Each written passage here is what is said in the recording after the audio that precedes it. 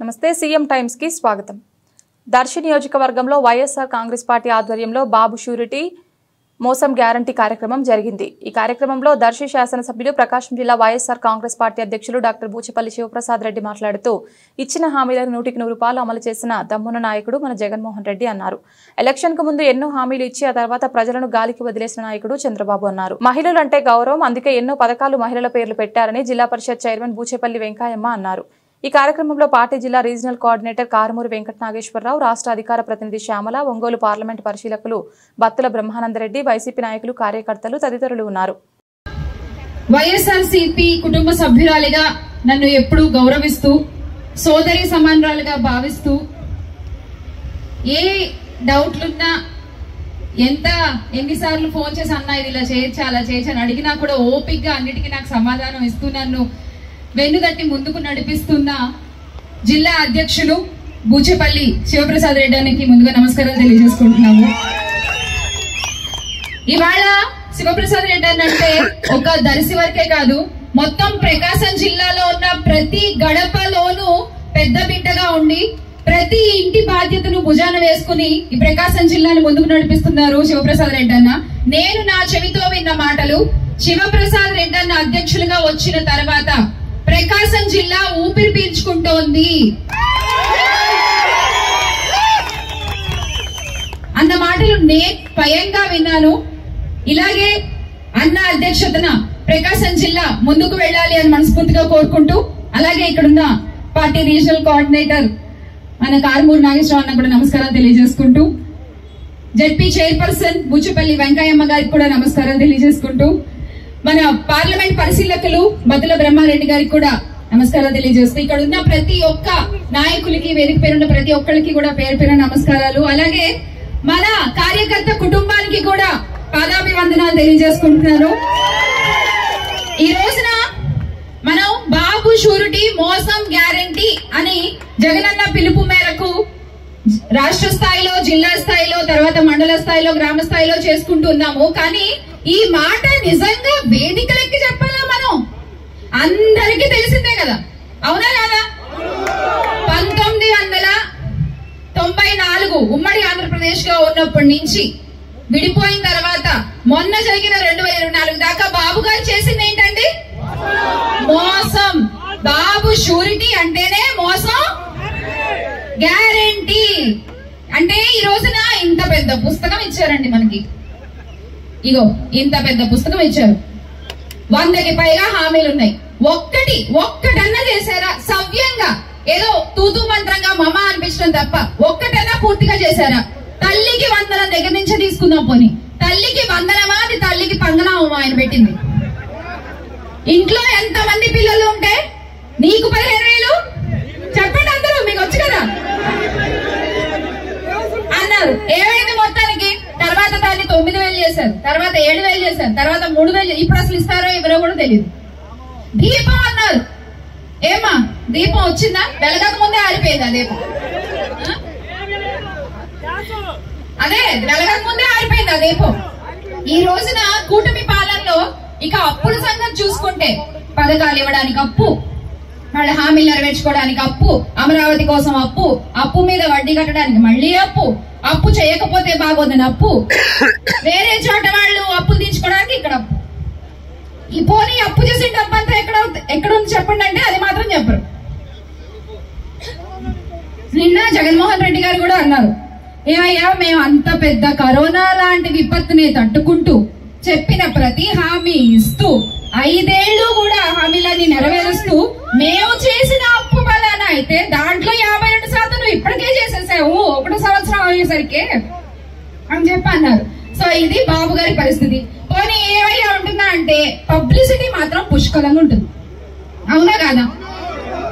ఓ పక్క ఆయన పబ్లిసిటీలో బిజీ, అప్పులు చేసుకుంటూ బిజీ. ఇక మన గౌరవ ఉప ముఖ్యమంత్రి గారి దగ్గరికి వద్దాం. పిఠాపురం పీఠాధిపతి పవన్ కళ్యాణ్ గారు, మన పీపీపీ.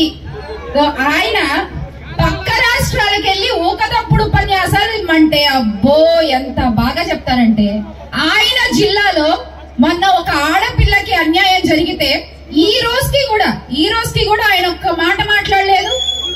పోనీ సోషల్ మీడియా వేదికగా కూడా స్పందించలేదు. ఆయన రాష్ట్రంలో ఆయన జిల్లాలో ఒక మహిళకు అన్యాయం జరిగితే మాట్లాడలేడు కానీ పక్క రాష్ట్రాలకు వెళ్ళి మాత్రం చంపేస్తాం పొడి చేస్తాం అని మాట్లాడతాడు ఆయన. అదే అవుతోంది. ఆఖరికి ఏమన్నంటే మాత్రం తొక్కి పట్టి నార తీస్తాం, తలలు తీసేసే చట్టాలు తెస్తాం అంటాడు. ఇక మన సకల శాఖ మంత్రి గారు ఎవరు? నారా లోకేష్ గారు.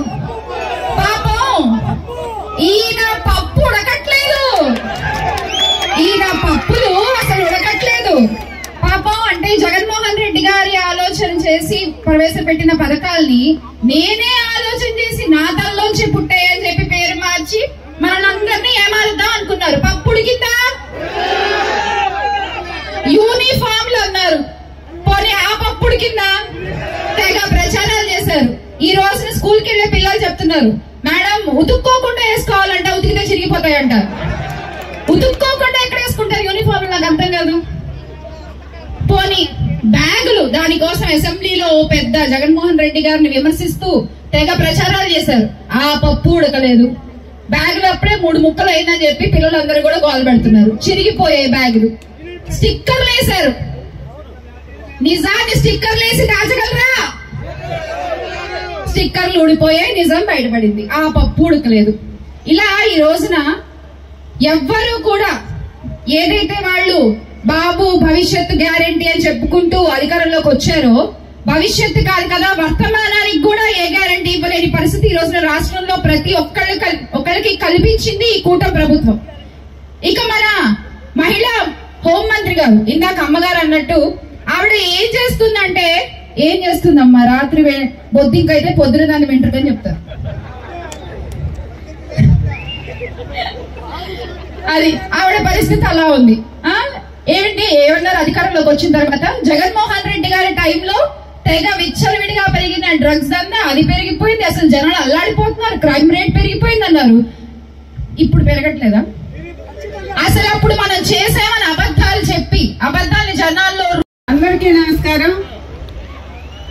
ఈరోజు విస్తృత సమావేశానికి చేసిన వేదిక మీద ఉన్న సభాధ్యక్షులు మన ఎమ్మెల్యే గారు బూచేపల్లి శివప్రసాద్ రెడ్డి గారు, మన జిల్లా అధ్యక్షులు, అదేవిధంగా మనకి కారుమూరి నాగేశ్వరరావు అన్న గారికి, మన బ్రహ్మారెడ్డి అన్న గారికి, అదేవిధంగా మన శ్యామల గారికి, రమణారెడ్డి గారికి, వేదిక మీద ఉన్న జడ్పీటీసీలకి, ఎంపీపీలకి, నాయకులకి, కార్యకర్తలకి అందరికీ ముందుగా నమస్కారాలు తెలియజేసుకుంటున్నాం.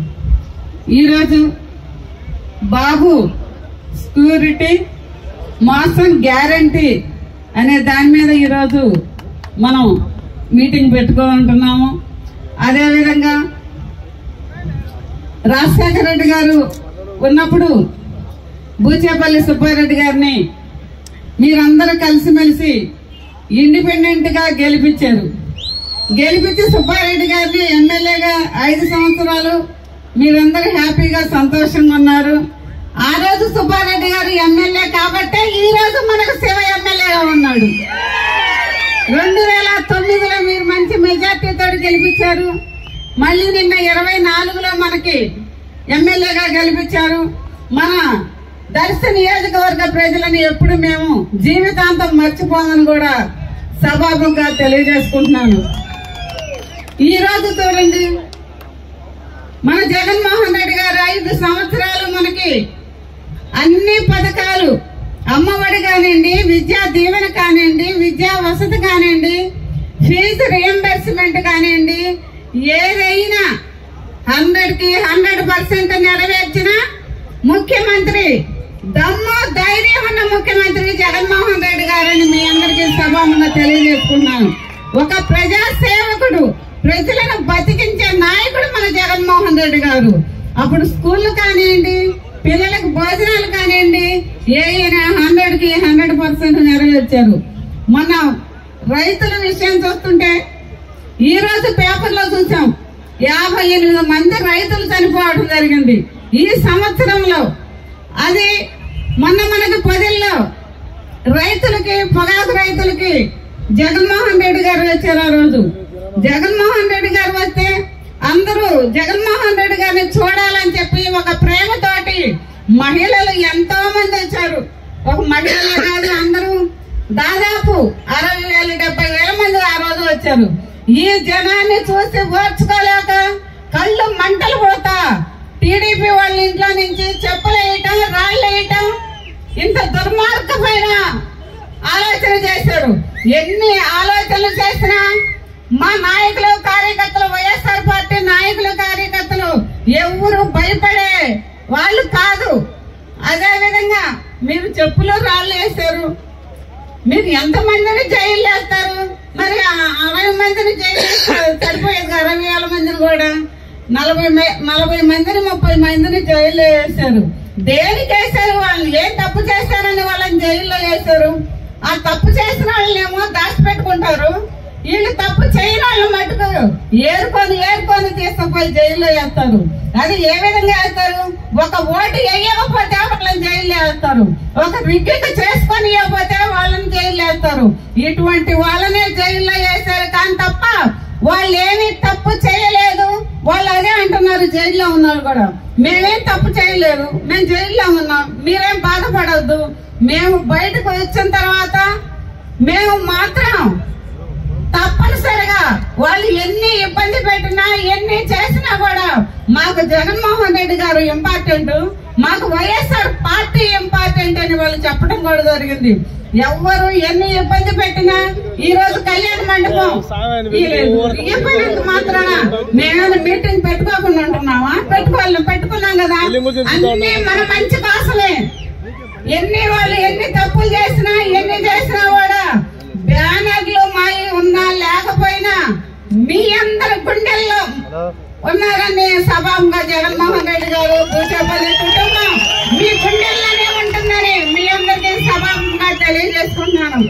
ఏది ఏమైనా కూడా మన పొదల్లో జరిగింది, మన సత్తనపల్లిలో జరిగింది, మళ్ళీ చిత్తూరులో జరిగింది, మళ్ళీ మా జెడ్పీటీసీ, మా జిల్లా పరిషత్ చైర్మన్ మీద ఆయన్నే కారు పగలగొట్టి గందరగోళం చేశారు. ఇవన్నీ కార్యకర్తలు రౌడీల గుండాల్లాగా వచ్చి కార్లు పగలగొట్టి ఆయన్ని ఎంత ఇబ్బంది పెట్టారో. వాళ్ళు నానా తిట్లు కూడా తిట్టారు. ఒక ఆడ మనిషి అని తెలియకుండా కూడా తిట్టారు. మరి హోమ్ మినిస్టర్ మహిళే కదా, మహిళ అయినప్పుడు ఆడవాళ్లకు సపోర్ట్ అయిన మహిళలు హోమ్ మినిస్టర్ ఏం చేస్తుందని నేను సభాముగా తెలియజేసుకుంటున్నాను. ఒక మహిళకే సపోర్ట్ చేయకపోతే ఇంకా హోమ్ మినిస్టర్ గా ఏం చేస్తుంది? అదే విధంగా ఏంటంటే ఈ రోజు జగన్మోహన్ రెడ్డి గారు మనకి కొంతమంది అంటున్నారు మీకు 11 సీట్లు వచ్చినాయి, మీకు సిగ్గు లేదా అంటున్నారు. మాకు సిగ్గుంది. 11 ఎమ్మెల్యేలు గెలిచినా వాడిని నీతి నిజాయితీతో గెలిచాం మేము. మీరు ఈవీఎంలు మోసం చేసి మీరు గెలిచింది, కూటమి ప్రభుత్వం మీరు గెలిచింది. అదే విధంగా ఏంటంటే ఏదైనా విమర్శించడం అది మంచి పద్ధతి కాదు. మీరు ఇప్పటికైనా మానుకోండి. ఒకరి మీద కేసులు పెట్టడం దారుణంగా ఇటువంటివన్నీ మానుకుంటే బాగుంటుందని నేను సభాముగా తెలియజేసుకుంటున్నాను. ఏది ఏమైనా కూడా మా కార్యకర్తల్ని, మా నాయకులు గాని, కార్యకర్తలను గాని ఎవరు మా వాళ్ళ జోలికి వస్తే మేము ఊరుకునే ప్రసక్తే లేదని కూడా నేను సభాముగా తెలియజేసుకున్నాను. ఒక్కటి గుర్తుంచుకోండి, మీరు భూచేపల్లి కుటుంబం 2004 నుంచి ఎప్పుడు మీ తోడుగా ఉంటుందని సభాముగా మీ అందరికీ తెలియజేసుకుంటున్నాను. అదే విధంగా రేపు మనకి ఎలక్షన్లు వస్తాయి. ఏ ఎలక్షన్లు వచ్చినా, జెడ్పీటీసీ ఎలక్షన్లు వచ్చినా, ఎంపీపీ ఎలక్షన్లు వచ్చినా మీరెవరు హామీలు 100కు 100% హామీలు నెరవేర్చిన ఏకైక దమ్ము, ధైర్యం, సత్తా ఉన్న మగాడు రాష్ట్రంలో ఎవరున్నారు అంటే వైఎస్ జగన్మోహన్ గారు తప్ప ఇంకెవరు లేరని చెప్పి సభను తెలియజేస్తున్నా. పట్టపగలు కలబోలు మాటలు చెప్పేసి సూపర్ 6 లాంటి హామీలు ఇచ్చి సుమారుగా 143 హామీలు ఇచ్చి ఎలక్షన్లు అయిన తర్వాత మాకు ప్రజలు అవసరం లేదు, రైతులు అవసరం లేదు, రైతులు కష్టాలు పడితే పడండి, సస్తే సావనండి అని చెప్పేసి ప్రజల్ని గాలికి వదిలేసిన వెన్నిపోటు నాయకుడు ఎవరంటే ఈ రాష్ట్రంలో చంద్రబాబు నాయుడు గారు అని చెప్పి సభాము తెలియజేస్తున్నారు. ఎవరు ఉండరు, కార్యకర్తలు సపోర్ట్ చేయలేరని చెప్పేసి నానా రకాల ఇబ్బందులు పెట్టేసి మన పార్టీని భూస్థాపితం చేయాలని చెప్పేసి కళ్ళబోట్ల మాటలు చెప్తున్నాడు.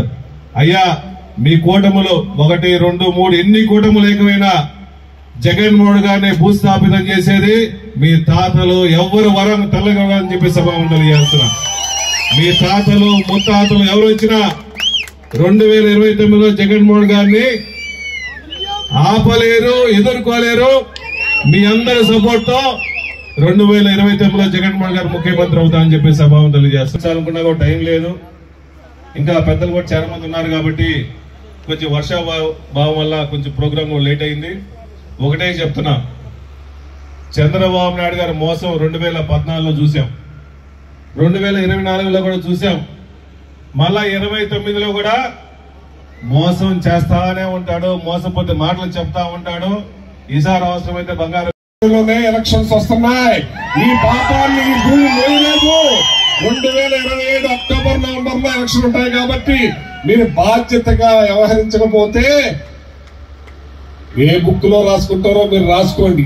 మీకు జరుగుతున్న అన్యాయాలు జగన్మోహన్ రెడ్డి గారు చెప్పారు. 2.5లో జరుగుతుంది, అందరికీ మేలు జరుగుతుంది మీ పేదలకని. కానీ కార్యకర్తలకి మీరు ఏ బుక్ లో అయినా రాసుకోండి, అట్టుకు అట్టు చెల్లిద్దామని చెప్పి సందర్భంగా మీకు మనం చేస్తా ఉన్నాను. నేను అట్టుకి అట్టు ఇది మీరు రాసుకోండి. మీ శివప్రసాద్ కూడా మంచి మనిషి, వదిలే మనిషి కాదు. మీ అందరి కోసం అహర్నిశలో నిలబడి తల్లి వెంకయ్యమ్మ గారు తనయుడు మరి బూచేపల్లి గారు ఎంత కష్టపడుతున్నారో, మీకు ఎంత అండగా ఉంటున్నారో, ప్రతి కార్యక్రమాన్ని భుజం మీద చేస్తున్నారు. రేపు రాబోయే రోజుల్లో 2.0లో ఎక్కువగా అమలు చేసేది శివప్రసాద్ రెడ్డి గారు అని చెప్పి తెలియజేస్తా ఉన్నాం.